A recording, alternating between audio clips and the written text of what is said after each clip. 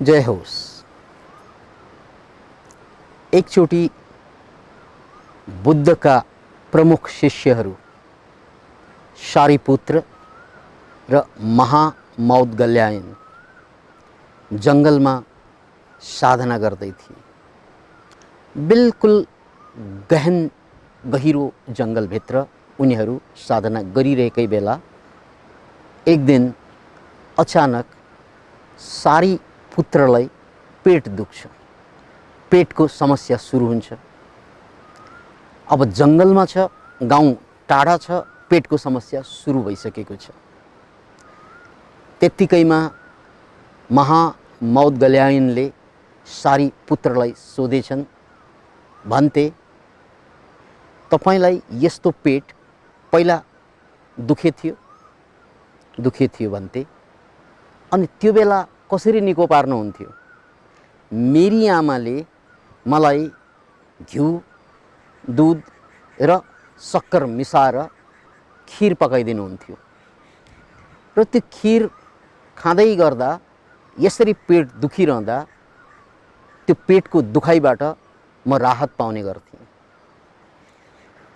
यति कुरा सुनिसकेपछि महामौदगल्यायनले सोचेछन्, गाउँ टाढै छ, यो जङ्गलमा बसिएको छ, जङ्गलमा साधना गरिरहेका यी दुई साधक,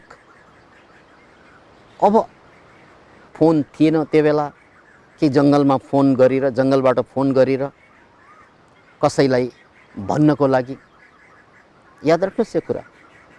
तर यस्तो अवस्थामा पनि साधकहरूसँग एउटा फोनभन्दा चर्को हतियार हुने गर्थ्यो, फोनभन्दा चर्को हतियार हुने गर्थ्यो।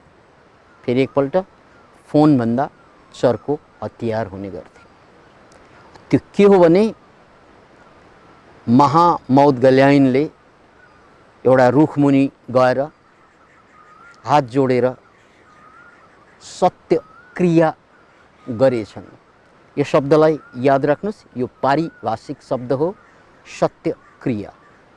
यसो भनेको, यदि मैले पुण्य गरेको छु भने, यदि भन्ते सारिपुत्रले पुण्य गरेका छन् भने, यदि मैले आजसम्म शील पालना गरेको छु भने, यदि सारिपुत्रले शील पालना गरेका छन् भने उनको लागि कसै न कसैले गाउँमा खिर तयार पार्नेछन्। यसलाई सत्य क्रिया किन भनियो भने उनीहरूले शील पालना गरेको हुन्छ, उनीहरूले साधना गरेको हुन्छ र यो आफूले जिन्दगीभर गरेको साधना त्यो कतै खेर जाने साधना होइन, पालना गरेको शील नियम कतै खेर जाने होइन। यस्तो अवस्थामा काम लाग्छ। यो काम लिने तरिकालाई सत्य क्रिया भनिन्छ। भोलिपल्ट जब गाउँमा पुगे खिर माग्ने क्रममा, साँच्चै एउटा घरमा खिर पाकिसकेको रहेछ, त्यो पनि घिउ हालेर, सक्कर हालेर। त्यो खिर कसरी पाकिसकेको रहेछ भने यसको रहस्य सुन्नुहोस्। जब सत्य क्रिया गरिरहेका थिए त्यो बेला त्यो रुखमा एउटा देवता, त्यसलाई गुड भाइब भनेर बुझ्नुहोस्, त्यो देवताले सुने। देवता र भगवान फरक छ, ईश्वर फरक छ। यो देवता भनेको हायर लेभलका अदृश्य लाइट बडी भएका प्राणी भनेर बुझ्नुहोस्। सुने र त्यो देवताले चुपचाप गाउँको एकजना केटाको पेट चाहिँ दुखाइदिएछ, छटपट पारिदिएछ र त्यसले बक्न थालेछ भित्र गएर। ल अब मलाई खिर घिउसहित चाहियो, नत्र भने खिर घिउसहित चाहियो, अब यो खिर घिउसहित सक्करसहित चाहियो, यसलाई लगेर सारी पुत्रलाई दान दिएपछि म सन्चो हुन्छु, यसरी बक्न थालेछन्। यही बकेको कारणले त्यसका आमा बाबाले खिर तयार पारिदिए।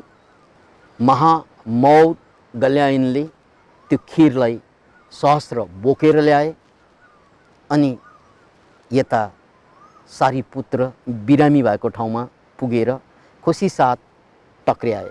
भन्थे हजुरको औषधि ल्याएँ मैले, अब यो औषधि पान गर्नुस्, ग्रहण गर्नुस् र हजुर निको हुनुस्।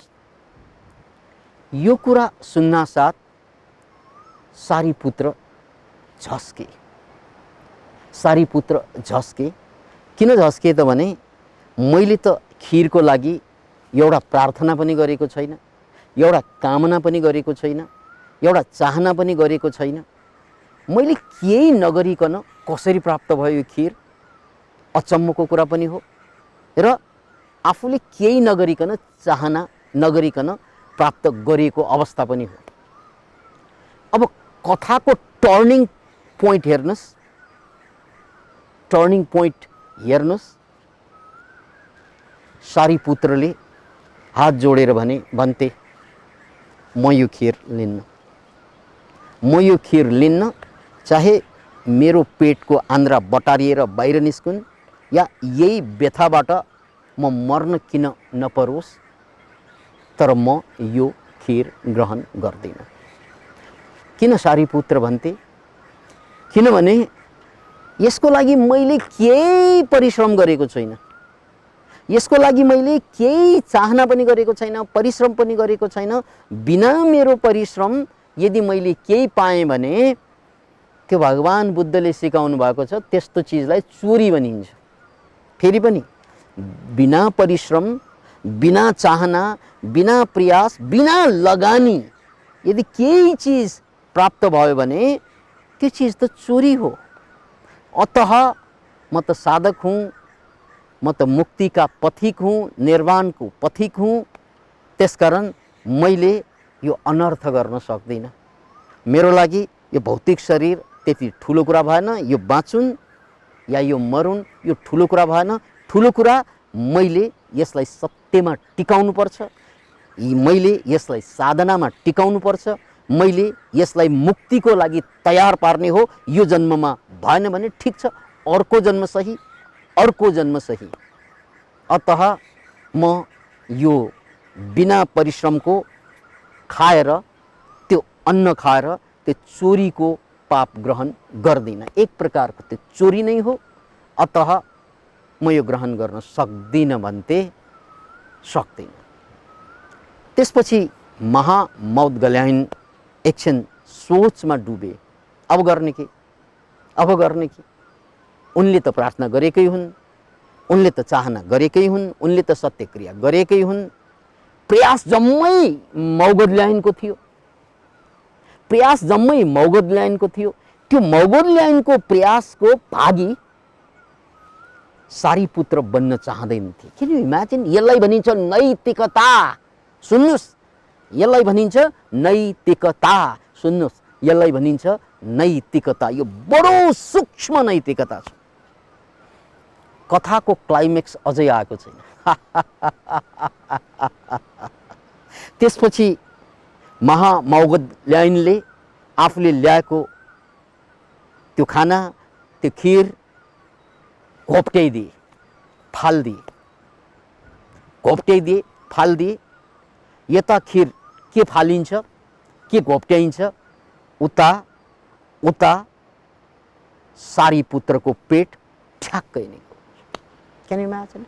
नखाइकन, औषधिको रूपमा आएको खाना नखाइकन घोप्टो पार्ना साथ अर्थात् खिर फाल्ना साथ उनको पेट निको भयो। अनि कथा यतिमा टुङ्गिँदैन, त्यसपछि उनलाई जिन्दगीभर फेरि अर्को पेटको व्यथा पनि भयो। Can you imagine? त्यो सधैँको लागि निको भयो। अब यहाँनिर एकछिन रोकेर विचार गर्नुहोस्। यदि सारीपुत्रले आफ्नो प्रयास बिनाको अन्न, आफ्नो प्रयास बिनाको अन्न, आफूले लगानी नगरिकन पाएको अन्न खाइदिएको भए या खिरलाई ग्रहण गरिदिएको भए निश्चय पनि त्यो बेला उनको पेट निको हुन्थ्यो, किन भन्नाले त्यो उनको औषधि थियो। तर त्यसपछि फेरि फेरि फर्किन्थ्यो। तर जब उनले नियममा टेके, नैतिकतामा टेके, अडान लिए, कि मेरो नैतिकता बाहिरको कुरा म गर्दिनँ, त्यो अडानको कारणले गर्दा उनको पेट यसरी निको भयो, त्यो सधैँको लागि निको। किन मान्छे? अब यो कथाको सन्देश बडो गहन छ। पहिलो सन्देश त हामीले बुझ्नुपर्छ कि मान्छेको सबभन्दा ठुलो बलको बारेमा बुझ्नुपर्छ। यहाँनिर प्रष्टै बुझ्नुपर्ने दर्शन छ बलको बारेमा र शक्तिको बारेमा। इङ्ग्लिसमा पावर र फोर्स भन्ने दुईवटा शब्द प्रयुक्त हुन्छ। पावर भनेको देखिँदैन, पावर भनेको प्रत्यक्ष देखिँदैन, फोर्स भनेको प्रत्यक्ष देखिन्छ, बल भनेको प्रत्यक्ष देखिन्छ, देखाइन्छ। जसरी सुरक्षा बल भन्छौँ नि, त्यो प्रत्यक्ष देखिने बल भयो।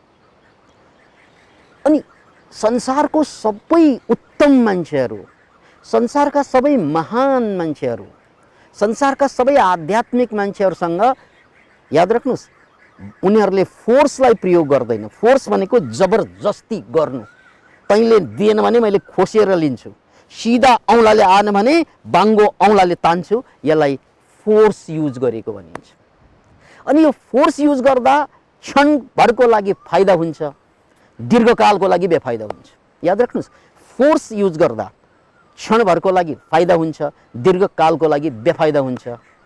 अनि पावर भनेको चुपचाप चुपचाप आफ्नो नैतिकतालाई देखाउन सक्नु, अडेर बस्न सक्नु, अडान लिन सक्नु, चुपचाप बस्न सक्नु, त्यो चाहिँ पावर हो।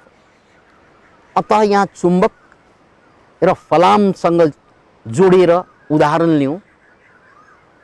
हेर्नुहोस् है, फलामलाई चुम्बकले स्वाट तानेको देख्छौँ, फलामलाई चुम्बकले तानेको देख्छौँ।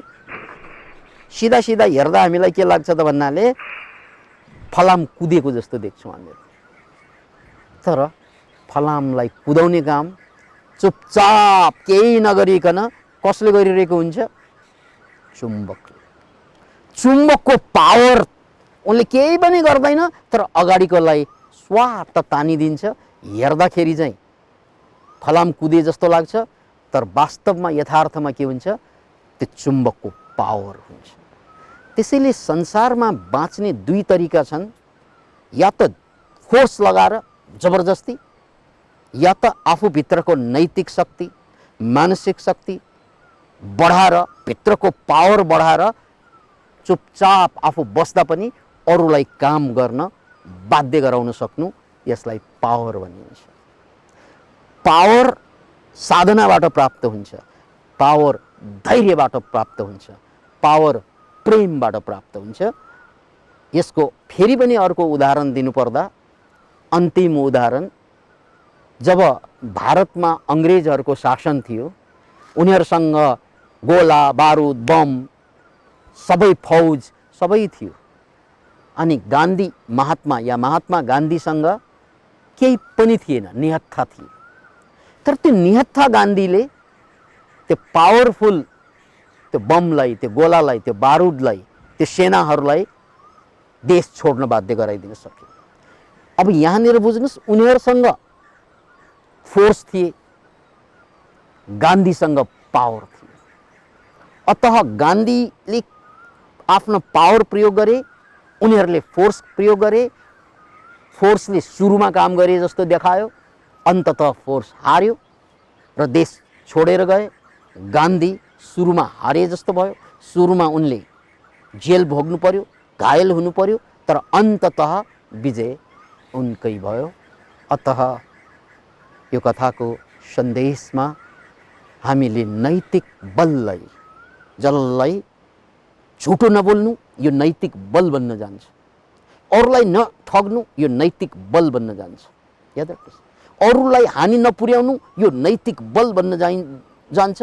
यसलाई शील भनिन्छ, पञ्चशील, दशशील। यस्तो नियममा टेक्दा सुरुमा यो वायात जस्तो लाग्छ, गाह्रो जस्तो लाग्छ, तर आफूलाई आपत्ति परेको बेलामा यसले पावर दिन्छ र यो पावरले जीवनलाई अन्ततः राम्रो पाल्छ।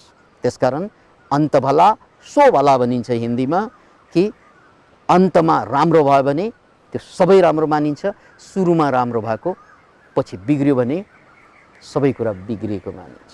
जय होस्।